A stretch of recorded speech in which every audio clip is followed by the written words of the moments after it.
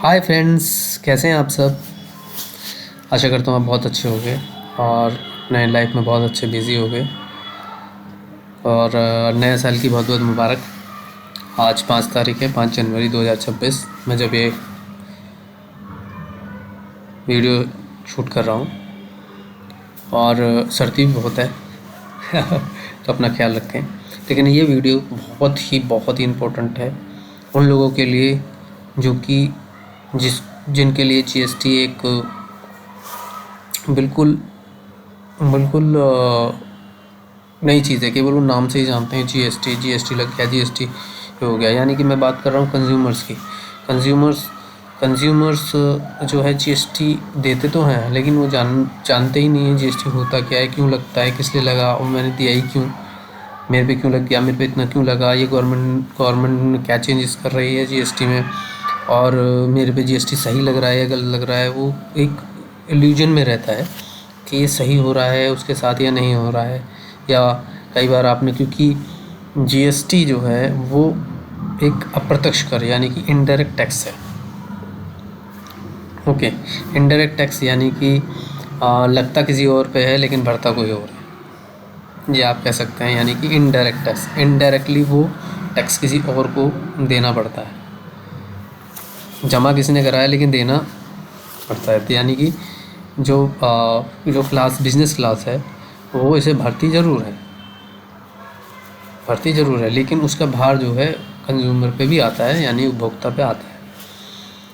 अगर मैं ये गलत नहीं होगा, वो देता है वो कंज्यूमर ही है एंड में, और जो बिज़नेस क्लास है वो केवल एक चैन की तरह काम करती है बीच में। ठीक है, तो आज हम समझने वाले हैं इस चैन को, इस जीएसटी के प्रोसेस को, कि जीएसटी क्या है, जीएसटी लाया गया उससे हमें क्या फ़ायदा हुआ, और जीएसटी जो लगता है वो किस पे लगता है, और क्या स्लैब्स होते हैं इसके। तो ये सब मैं आज बताऊंगा आपको। आशा करता हूँ ये वीडियो से आपको बहुत लाभ होगा और आपकी जीएसटी से जो संबंधित जो नॉलेज है या जानकारी है वो ज़रूर बढ़ेगी, और इस बड़ी जानकारी से आपको ज़रूर फ़ायदा होगा। और जहाँ भी आप कभी सामान लेने जाएंगे तो आप उससे, क्योंकि नॉर्मली क्या होता है, जीएसटी सामानों पे लिखा नहीं होता, सामान पे केवल एमआरपी लिखी होती है, मैक्सिमम रिटेल प्राइस लिखी होती है। तो मैक्सिमम रिटेल प्राइस इंक्लूडेड होता है। तो हाँ, लेकिन ये है कि आप उससे पूछ सकते हैं कि इसमें कितना टैक्स लगा। आप दुकानदार को पता होता है, तो आकर कहीं पे आपको बहुत बल्क में सामान ले रहे हैं, तो अगर वो अगर बाइफरकेट करता है, सबसे पहली बात है, अगर आप कंज्यूमर हैं तो कंज्यूमर उसके लिए कभी बिल लेता है। अगर आप बिजनेसमैन हैं तो अगर आप कोई सामान खरीदते हैं तो नॉर्मली आप बिल मांगते हैं, और कई बार आप ये कन्वर्ट भी कराते हैं कि आप मेरा जीएसटी नंबर है, आप उसको डाल के आप मेरा बिल बना दीजिए। ठीक है, तो अगर आप कंज्यूमर हैं तो ये वीडियो बिल्कुल आप ही के लिए है, आप ही के लिए बनाई जा रही है, और आप इससे फ़ायदा लें, यही मेरी इच्छा है। और अगर ये कंटेंट आपको अच्छा लगे तो मैं आपसे यही प्रार्थना करूँगा कि आप इसे लाइक करें, शेयर करें, और बेल आइकन ज़रूर दबाएं, जिससे कि जो भी मेरी अगली वीडियो आए वो आपको इमीडिएट प्राप्त हो जाए और आप अपनी नॉलेज बढ़ाते रहें। मैं इसी तरह का कंटेंट लाता रहता हूँ, ताकि जो मेरे जैसे या हमारे जैसे कंज्यूमर्स हैं उनको नॉलेज नहीं होती, और इस जो नॉलेज की ना होने के कारण ही लोग दूसरे उसका फ़ायदा उठाते हैं, और जब फ़ायदा उठता है तो बड़ा ही नुकसान होता है। और जब वो नुकसान जब हमें पता लगता है तब तक बहुत देर हो चुकी होती है। इससे पहले कि सामने वाला आपको बिल्कुल लेमैन या बिल्कुल अनजान ना समझे, उसके लिए नॉलेज आप गेन करें और अपनी नॉलेज को एनहेंस करें। तो मैं आज जो स्टार्ट करने वाला हूँ, आज ये मेरी स्लाइड है, आपको दिखाई दे रहा होगा मेरे कंप्यूटर स्क्रीन पे कि मैंने जीएसटी डिटेल है वो मैंने चालू करी है। ये मेरी फर्स्ट स्लाइड है। मैं सेकंड स्लाइड पे आपको ले जाता हूँ। सेकंड स्लाइड में आप आएंगे तो मैं देखिए, ये सबसे पहले मैं आपको ये बताना चाहूँगा कि इंट्रोडक्शन ऑफ जीएसटी, यानी कि जीएसटी कब लागू हुआ। जीएसटी जो हुआ हमारे देश में, सबसे पहले GST stands for goods and service tax, a single indirect tax for the whole country implemented to replace multiple indirect tax concept, one nation one tax. That means मैं वो बताना चाहूँगा, ये जो जीएसटी लाया गया था वो 1 जुलाई 2017 में लाया गया। और गुड्स एंड सर्विसेज टैक्स का मीनिंग होता है, गुड्स एंड सर्विस टैक्स का मीनिंग होता है आपका जो सेवाएं और वस्तुओं पे लगने वाला कर होता है। ठीक है, ये जो है पूरी कंट्री के यानी पूरी कंट्री में लागू हुआ।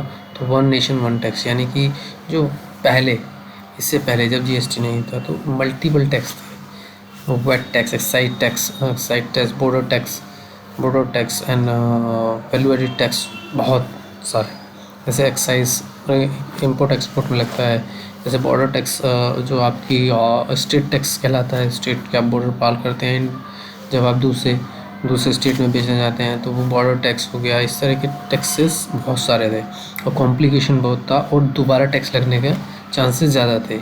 अब मान लीजिए मैं वहाँ से ख़रीद के ला रहा हूँ, वहाँ पे सेल टैक्स दे के आ रहा हूँ। दिल्ली से मैंने सामान खरीदा, मैं मान लीजिए उत्तर प्रदेश में रहता हूँ, मैं आ रहा हूँ, रास्ते में मैंने सेल टैक्स वाला मिला, सेल टैक्स देखिए जी मैं बिल है, मैंने सेल टैक्स दिया है। अब वो कहेगा जी बॉर्डर पार कर रहे हो तो बॉर्डर टैक्स दीजिए। बॉर्डर टैक्स करके आया मैं यहाँ पे उत्तर प्रदेश में, तो उत्तर टीम जो है सेल टैक्स की टीम करने लगा उत्तर प्रदेश में, उत्तर प्रदेश का टैक्स दो। तो जैसे मल्टीपल टैक्स लग जाते थे, जिससे कीमतें ही बढ़ जाती थी और जो व्यापारी था वो तो बहुत ही परेशान था कि वो करे तो करे क्या। बट लेकिन ये जो जीएसटी लाया गया, ये एक तरह से एक रिफॉर्म की तरह था टैक्सेशन में, और ये साबित भी हो रहा है क्योंकि एक्चुअल में ये आसान हो गया। मतलब एक बार टैक्स दिया, इट्स ओके, व्यापारी को हो गया कि मैंने एक बार टैक्स दे दिया इस चीज़ पे, तो दोबारा टैक्स मेरे को कहीं नहीं देना। केवल ये है कि आपका जो है जो बिलिंग प्रोसेस है वो सही होना चाहिए, सही तरीके से होना चाहिए। तो ये बहुत फ़ायदेमंद हुआ for the business class as well as the consumer class. तो ये मैं कहना चाहूँगा। जीएसटी आप समझ पाए होंगे, जीएसटी आपका वस्तुओं और सेवाओं पे लगने वाला कर है जो कि अप्रत्यक्ष कर कहलाता है, और इसका जो अस्तित्व है पूरे कंट्री में लागू हुआ है। और जिससे कि जिस कॉन्सेप्ट पे ये लाया गया था कि एक देश एक टैक्स, इस कॉन्सेप्ट पे से लाया गया है। ठीक है, तो आइए आगे बढ़ते हैं। Indirect tax system before GST, यानी कि जो इनडायरेक्ट सिस्टम अप्रत्यक्ष कर था वो जीएसटी से पहले कैसा था, इसको भी जानना बहुत ज़रूरी है। जैसे कि मैंने अभी आपको बताया कि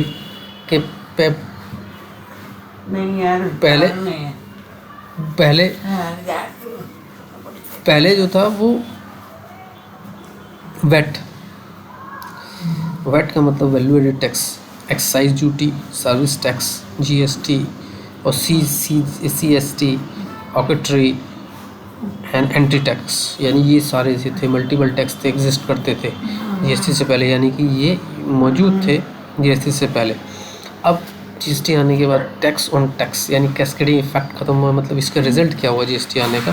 जीएसटी आने से ये हुआ कि आपका टैक्स ऑन टैक्स, जो मैंने जैसे आपको बताया था कि आप दिल्ली से आ रहे हैं, सेल टैक्स दिया आपने, तो उसके बाद आपको बॉर्डर टैक्स देना है, फिर यूपी टैक्स भी दे रहे हैं, यानी कि टैक्स तीन बार डिफ्रेंशिएट होकर लग रहा है। इससे ना कि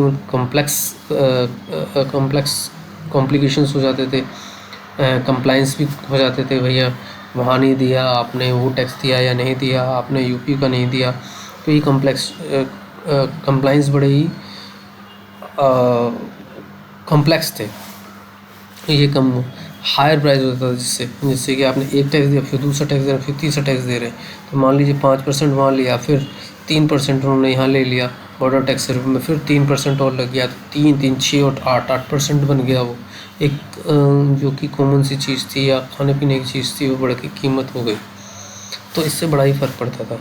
ठीक है, तो इसके आने से जो है एक तो कैस्केडिंग इफेक्ट, यानी कि दोबारा टैक्स लगना बंद हुआ, टैक्स पे टैक्स लगना बंद हुआ, ये कंप्लाइंस कम हो गई और हाई रेट्स पे फ़र्क पड़ा, हाई रेट्स कम हो गए, यानी हाई रेट्स नहीं रहेंगे। ठीक है, आगे आपको मैं बताना चाहूँगा इसमें जीएसटी क्यों लाया गया। ये भी बहुत ही ज़रूरी था क्योंकि कॉम्प्लेक्शन थे, मैंने आपको जैसे बताया कॉम्प्लेक्स टैक्स रजीम था हमारा, तो जिससे कि ये बातचीत तो चल रही थी काफ़ी टाइम से। अगर आप बात करें कि जब बीजेपी आई थी 2014 में, उससे पहले भी 2-3 बार ये प्रस्ताव हमारे राज्यसभा में लोकसभा में रखा गया, लेकिन ये पास नहीं हो पाया जिससे कारण से ये पेंडिंग रहा। लेकिन जब आपकी मोदी सरकार आई, मोदी सरकार में हमारे अरुण जेटली जी थे, हमारे फाइनेंस मिनिस्टर थे, तो उन्होंने जो है इसको इंट्रोड्यूस करा और इसको राज्यसभा में पास करवाया, लोकसभा में पास हुआ और उसके बाद ये इम्प्लीमेंट हुआ। तो इसके कारण जो है हमारा टैक्स स्ट्रक्चर हुआ वो सिंपल हो गया। और जैसे मैंने आपको बताया कि टैक्स पे टैक्स वाला जो कैस्केडिंग इफेक्ट था वो कम हुआ। इम्प्रूव ऑफ इजी डूइंग, यानी कि बिजनेसमैन को फ़ायदा हुआ कि उसे बार बार इस तरह का अपने डॉक्यूमेंटेशन कंप्लाइंस में कमी आई। और द इंक्रीज ऑफ ट्रांसपेरेंसी बढ़ी इन टैक्स कंप्लाइंस में। ट्रांसपेरेंसी मीन्स कि आपका जब पूरा ऑनलाइन सिस्टम है, जीएसटी आप देखेंगे पूरा ऑनलाइन सिस्टम है, ऑनलाइन। और इसे और अच्छा बनाने के लिए जैसे इंट्रोड्यूस किया गया है e way bill and e invoicing, जो कि जब मैं लेटर अभी आपको बताऊंगा तो आप इसको भी समझ पाएंगे कि ई वे बिल क्या है और ई इनवाइसिंग क्या है और इनके फ़ायदे क्या हैं। तो ये सब फ़ायदे इसके बाद जीएसटी के बाद जो हैं हुए हैं, जिससे कि बिजनेसमैन तो खुश है ही और ताकि उसमें पारदर्शिता भी आई है। इम्प्लीमेंटेशन ऑफ जीएसटी का इम्प्लीमेंटेशन 1 जुलाई, जैसा कि मैंने आपको बताया 1 जुलाई 2017 में हुआ। और ये introduction through 101 constitution amendment applicable across all Indian states and biggest tax reform since independence, यानी कि आज़ादी के बाद से ये सबसे बड़ा टैक्स रिजीम में हमारी परिवर्तन था और उसको रिफॉर्म था आप कह सकते हैं, उसको अच्छा किया गया। और ये इम्प्लीमेंट हुआ वो सारी ऑल ओवर इंडिया के, यानी कि भारत के सारे ही राज्यों पे और जो यूनियन टेरिटरीज़ हैं उन पे लागू हुआ एक साथ 1 जुलाई 2017 को। Types of GST India, GST में जीएसटी कितने टाइप होते हैं, यानी सेवा और वस्तु कर के कितने तरह के होते हैं। एक तो सीजीएसटी यानी कि सेंट्रल गवर्नमेंट का होता है ये सीजीएसटी, जैसे बोलते हैं central goods and service tax. एक होता है state goods and service tax. एक होता है IGST is integrated goods and service tax, interstate tax भी बोल देते हैं इसे, लेकिन इसका पूरा नाम integrate goods and service tax है। और यूटीजीएसटी होता है union territory goods and service tax, यानी कि आपके 4 तरह के ये टैक्स हैं जीएसटी के अंदर। अब इसका रेट स्ट्रक्चर क्या है जीएसटी का, वो मैं आपको बताना चाहूँगा। हमारे जो रेगुलर है वो 5 तरह का है, 5 तरह का, यानी 0% है। एक में जो जीएसटी का रेट है वो 0 यानी कि जो टैक्स स्लैब्स हैं वो 5 हैं, इसमें से सबसे पहला तो 0 रेट है। 0 एसेंशियल गुड्स आप जानते होंगे एसेंशियल गुड्स क्या होते हैं, खाने पीने की चीज़ें होती हैं, वस्तु होती हैं, सब्जी है, दालें हैं जो कि आप उसके बिना रह ही नहीं सकते, यानी खाने पीने की वस्तुएं, उसमें भी दालें, चावल, जो किराना वाली सारी सब्जी होती हैं वो।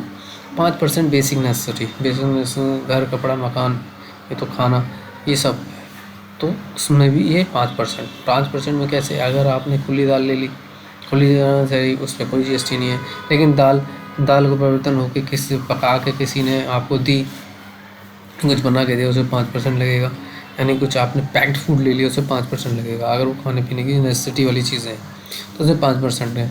और इससे स्टैंडर्ड गुड्स एंड सर्विसेज 12%, 18%, जो कि बेसिक नेसेसिटी से ऊपर है, जैसे कि आपने कोई टेलीविज़न लिया, फ्रिज लिया, कार ली, कार तो लग्जरी में आ गई, जैसे आपने घर में टीवी लिया, फ्रिज लिया या पंखा लिया, इस तरह की चीज़ें ली, तो पंखा लिया तो 12% की चीज़ें आती हैं, कुछ 18 में चली जाती हैं, जो स्टैंडर्ड में आ जाती हैं।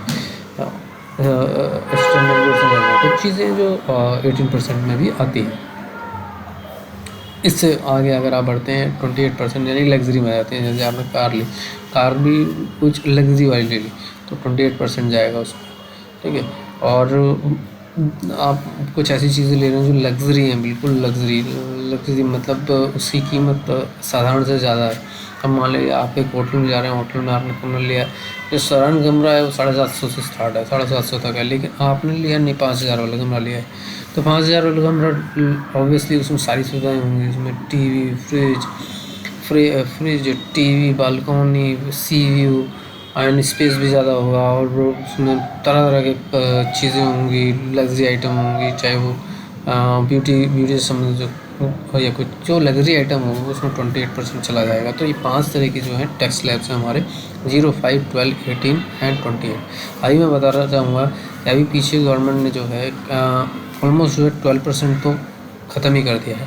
तो यानी अगर मैं बताऊँ तो 4% ही, 4 तरह की टैक्स स्लैब बचे हैं, 0, 5, 18 एंड 28। 5 जो 12% है उसको लगभग ऑलमोस्ट ख़त्म हो गया है, बल्कि इसकी जगह एक 40% का टैक्स इंट्रोड्यूस किया जो कि अल्ट्रा लग्जरी पे लगता है, ठीक है वो 5 ही। लेकिन ये एक एक्स्ट्रा मैं आपको बताना चाहूँगा कि 3% का भी टैक्स होता है जो नॉर्मली ज्वेलरी पे लगता है। तो ज्वेलरी जो कि नॉट सो मीन्स बहुत सारा लग्जरी नहीं, एक सिंपल जो ज्वेलरी होती है उस पर आपको 3% का रहता है, 3% का टैक्सेस में रहता है। वो नॉट ए मीन्स उसको स्लैब रेट में इसलिए नहीं लेते क्योंकि केवल एक ज्वेलरी के लिए होता है वो, ठीक है। तो इस तरह के आपके स्लैब रेट हैं अभी जीएसटी स्ट्रक्चर में। Input tax credit, input tax credit एक अगर आप साधारण उपभोक्ता हैं तो इनपुट टैक्स क्रेडिट आप समझ लीजिए, लेकिन वो आपके लिए नहीं होता है। इट इज़ मतलब ये जो कनेक्टेड होता है वो बिज़नेस टू बिज़नेस, यानी बिजनेसमैन से बिजनेसमैन के बीच में जो आईटीसी इनपुट टैक्स क्रेडिट। अब इनपुट टैक्स क्रेडिट क्या होता है? इनपुट का मतलब हो गया आना, टैक्स का मतलब हो गया कर, और क्रेडिट का मतलब जो बचा, इनपुट टैक्स क्रेडिट। अब ये बाइफर्केशन मतलब जो साधारणतः ये आपको इक्वेशन कह लूँ या मैं एक संख्यात्मक कह लूँ कि ये आपको समझने के लिए ये समझना पड़ेगा कि जब एक बिजनेसमैन किसी से माल ख़रीदता है तो वो भी टैक्स देता है, जब वो बिजनेस माल आगे बेचता है तो टैक्स कलेक्ट करता है सरकार को देने के लिए। तो वो जब जो भी कलेक्ट करता है टैक्स, यानी जो भी सेल करके वो कलेक्ट करता है और परचेज़ करके वो जो देता है, उन दोनों का जो डिफरेंस होता है उसे इनपुट टैक्स क्रेडिट कहते हैं। और इससे बिजनेसमैन को ये फ़ायदा होता है कि उसका जितने भी खर्चे हैं, जिस पे वो जो बिज़नेस कर रहा है, बिज़नेस को चलाने के जो खर्चे हैं, उससे वो उस पर जो वो टैक्स दे रहा है उसका बर्डन जो है वो कम हो जाता है।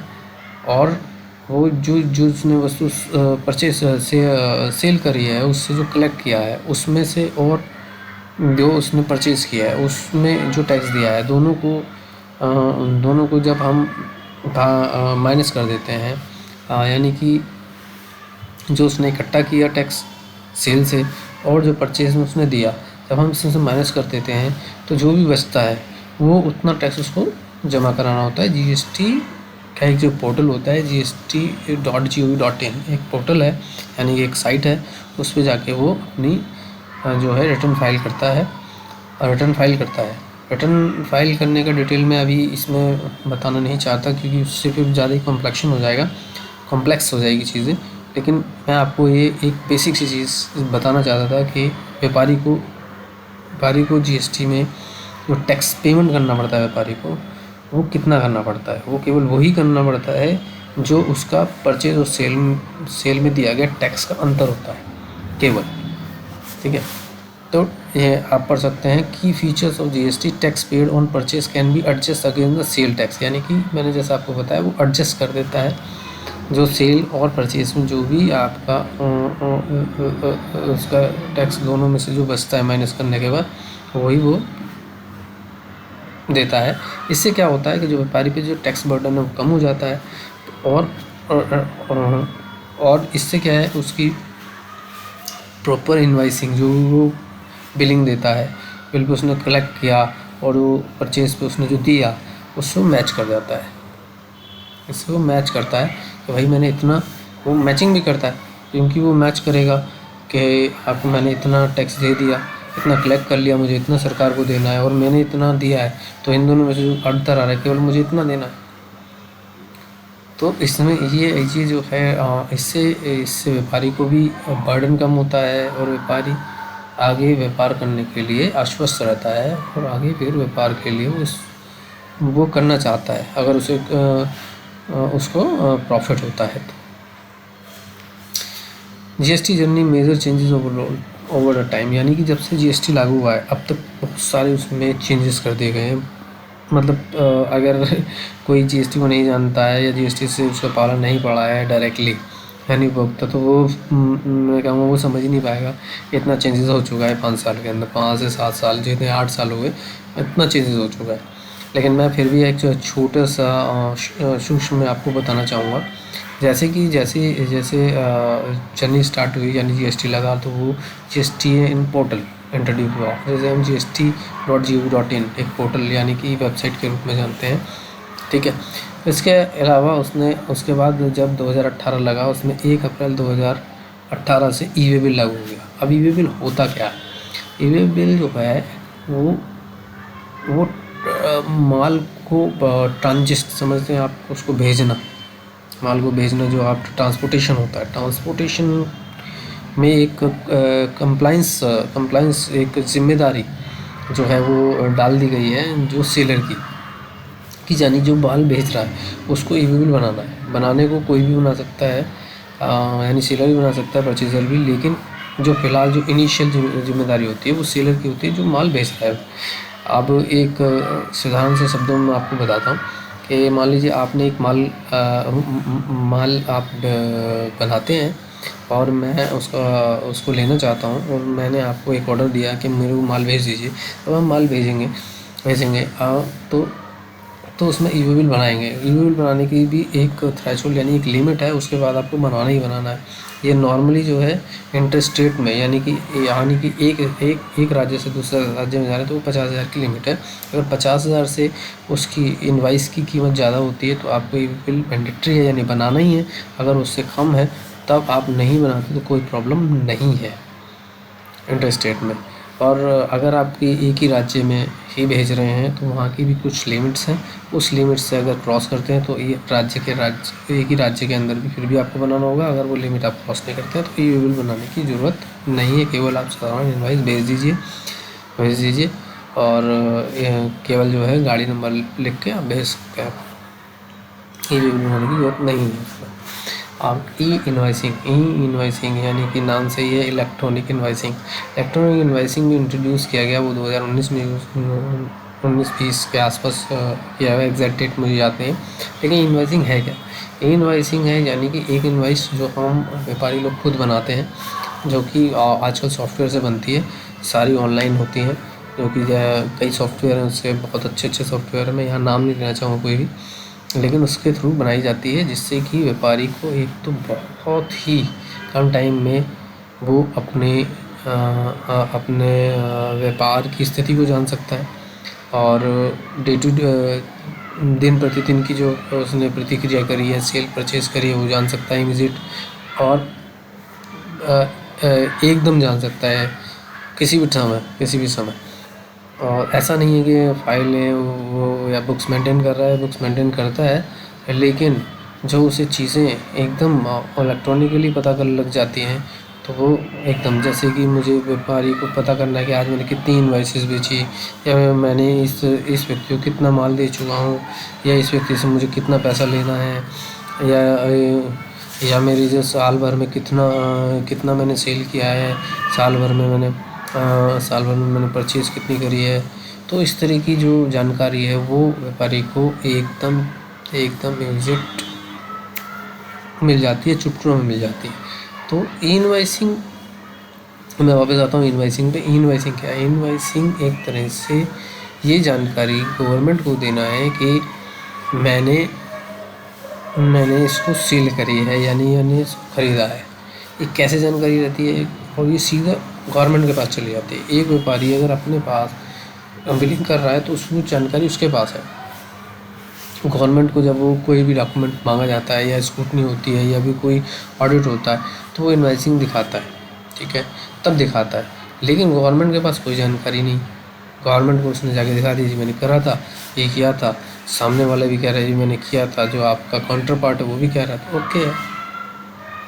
और अगर अगर ये ऑडिट की बात करें, उसने बेचा है नहीं बेचा है, सही है, सही उतना ही भेजा गया था या नहीं भेजा गया था, वैसी कोई जानकारी नहीं होती। यानी ऑडिट करना बहुत ही कठिन हो जाता है गवर्नमेंट के लिए।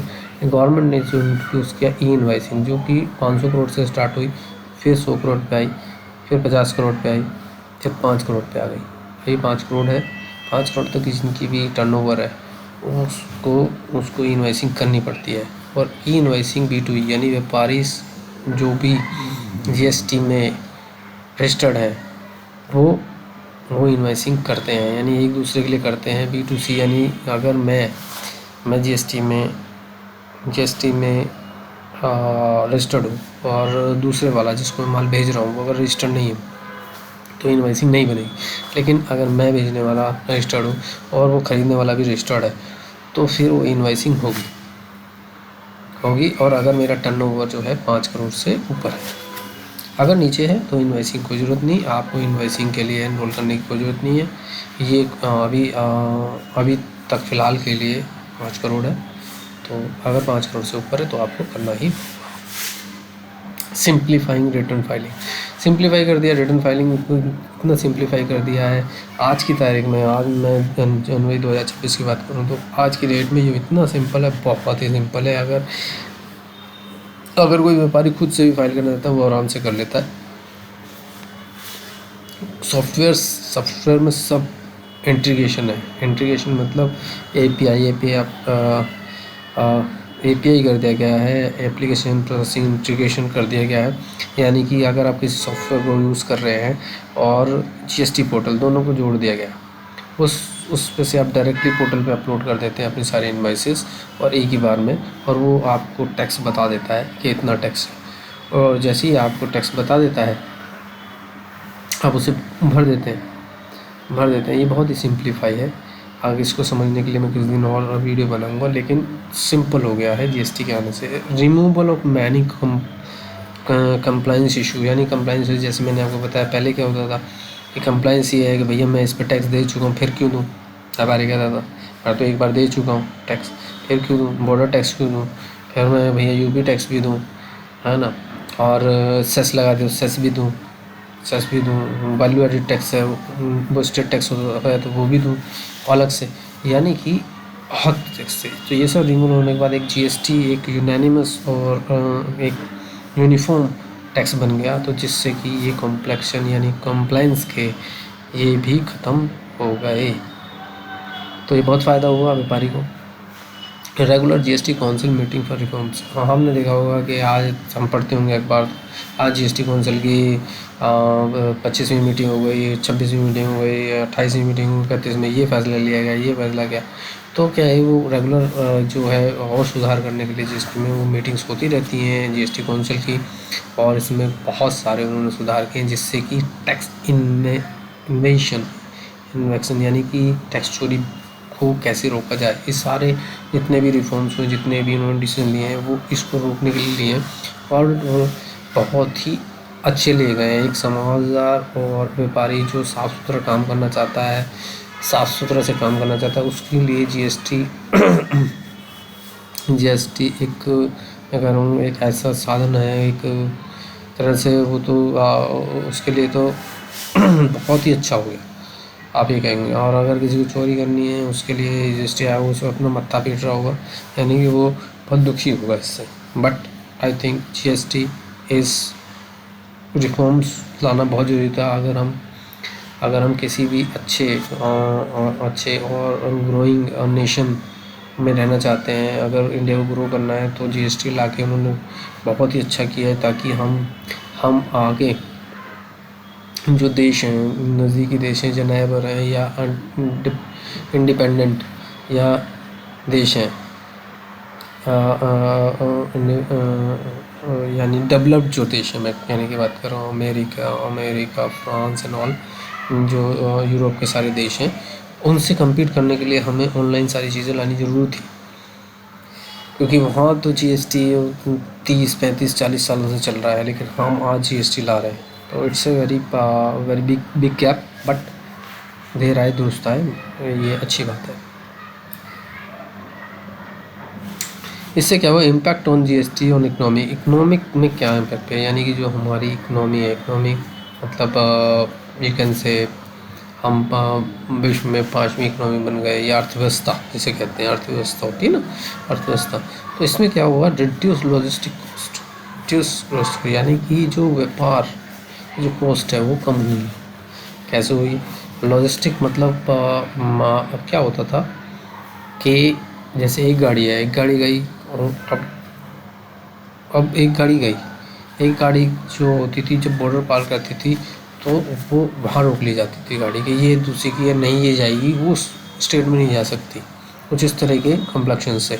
GST आने के बाद वो ख़त्म किए गए, आपको कोई भी ऐसा बॉर्डर टैक्स या बॉर्डर में कोई ऐसी बार नहीं लगाया जाता, और GST नंबर होना चाहिए, उट्स ओके। उसमें क्या हो गया, गाड़ी रुकी नहीं, गाड़ी को डबल, आप उस व्यापारी को डबल कॉस्टिंग नहीं देनी पड़ेगी, दोबारा गाड़ी लेनी पड़ेगी आपको, मैं भैया वहाँ तक जाएगी, बॉर्डर तक जाएगी गाड़ी आगे नहीं जा पाएगी, दूसरा स्टेट लग जाता है, तो वहाँ से वो ट्रांसपोर्टर दूसरा ट्रांसपोर्टर को हायर करेगा, और फिर माल को लोडिंग अनलोडिंग कराएगा, जो कि वो आपके लेबर्स को भी देगा चार्ज।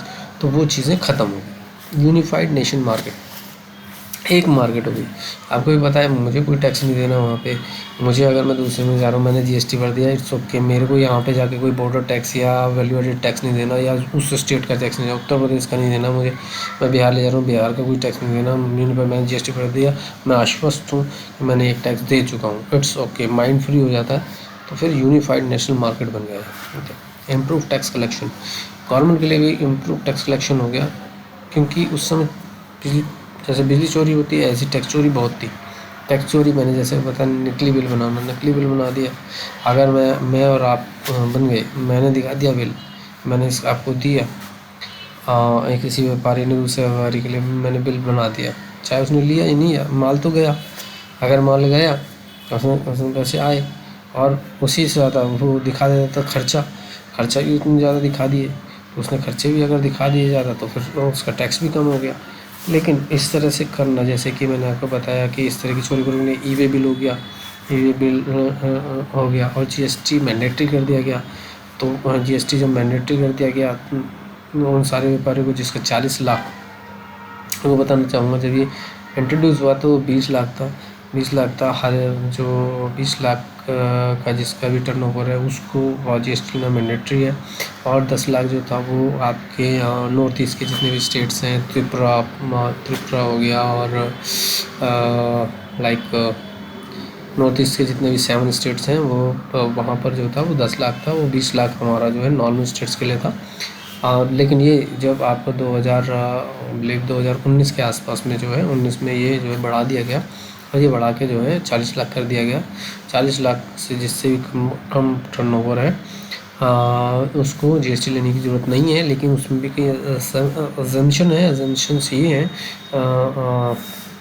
एक्सेप्शंस ये हैं कि अगर वो इंटर स्टेट, यानी कि एक स्टेट से दूसरे स्टेट भेजता है, माल लाना आना लगातार रहता है, तो उसको लेना ज़रूरी है, चाहे उसका 10 लाख ही क्यों ना हो। तो ये एक अजम्पशन है, उसमें एक्सम्पशन है। और आपका वॉलंटरी चाहते तो वॉलंटरी भी ले सकते हैं, लेकिन जैसे कि आप जो ओवर का काम करते हैं उसको GST लेना ही लेना है, और लेना ही पड़ेगा। और जैसे कि बहुत सारे ऐसे व्यापार करते हैं, उनको लेना ही लेना है, वो उससे बच नहीं सकते, चाहे उनका व्यापार कम ही हो।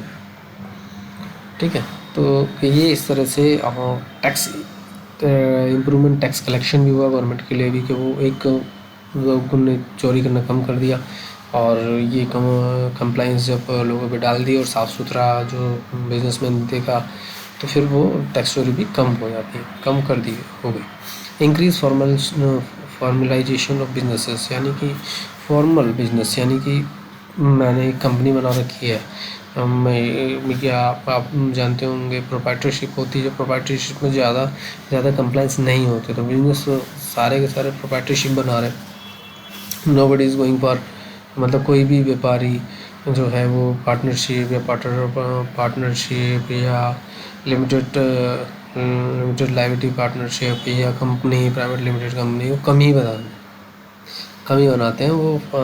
और इस तरह से जब इम्प्लीमेंटेशन हुआ उसके बाद बहुत सी फेक कंपनियां, जैसे आप कहेंगे फेक कंपनियां पकड़ी गई थी, और करीब 1-2 लाख कंपनीज, तो उस पर भी जब एक तरह से यू कैन से कि गवर्नमेंट ने सख्ती करी, तो ये चीज़ें भी बंद हो गई, जिससे कि फॉर्मेशन ऑफ बिजनेसेस लोग करने लगे तरीके से, उसको फॉर्मेशन के क्या जो भी गवर्नमेंट का कंप्लाइंस है वो पूरा करके वो बिजनेस में स्टैंड होने लग गए। तो इसके कारण वो भी बढ़ा।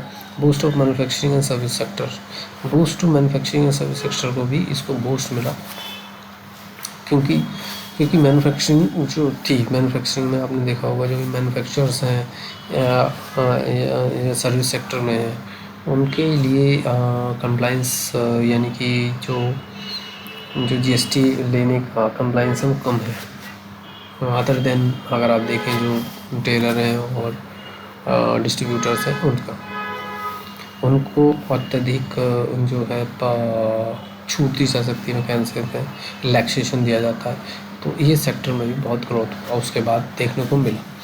यानी कि गवर्नमेंट ने वेरी मच स्टेप्स लिए, जब कोरोना आया तो उनको रिलैक्सेशन दिया, बहुत ही रिलैक्स टाइमलाइन दी उनको जीएसटी भरने के लिए।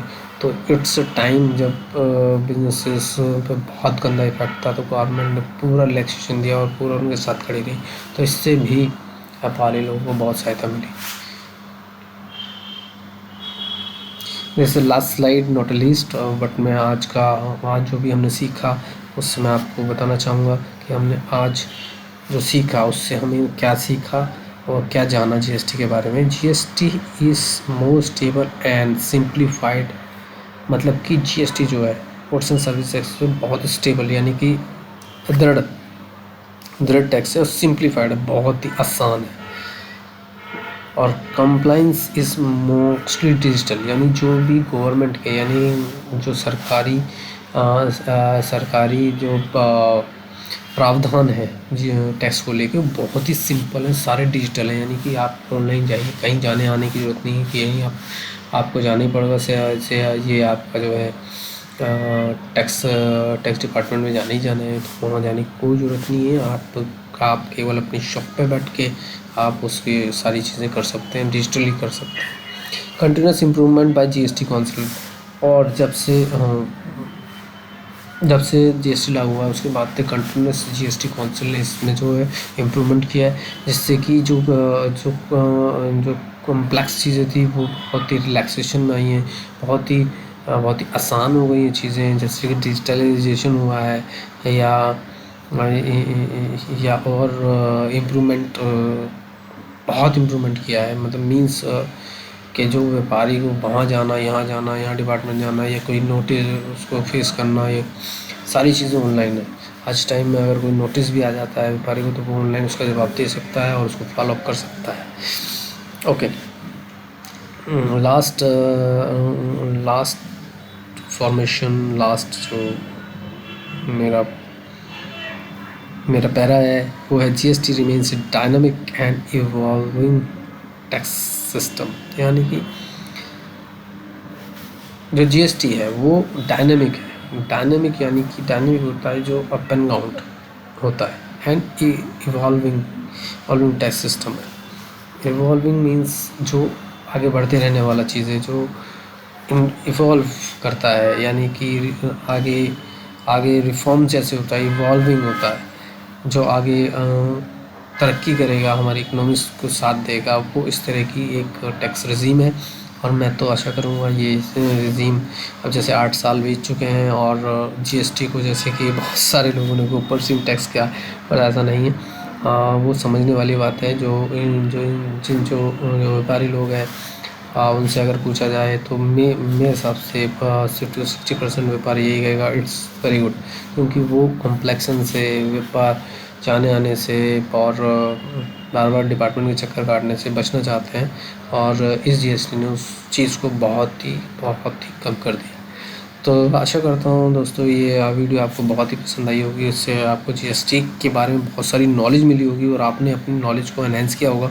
और अब कोई जीएसटी के बारे में आपको पूछेगा तो आप सिंपली ये नहीं कहेंगे हाँ जीएसटी, आप ज़रूर ये कहेंगे हाँ goods and service tax, okay कौन सा जीएसटी लगा आप तुम पे, अच्छा या भाई तुम्हारा अगर कोई व्यापारी आपका दोस्त है तो आप उससे पूछ सकते हैं यार तुम्हारा टैक्स कितना जाता है, या टैक्स में आप टैक्स कैसे देते हैं, या कौन सा आपने जीएसटी वन कब भरा, या मेरे को इस चीज़ का आप कितना टैक्स लोगे। तो ये आप व्यापारी लोग से पूछ सकते हो, जिससे कि वो भी समझेगा कि जो मैं जिस इंसान से बात करता हूँ वो जीएसटी में थोड़ी जानकारी रखता है।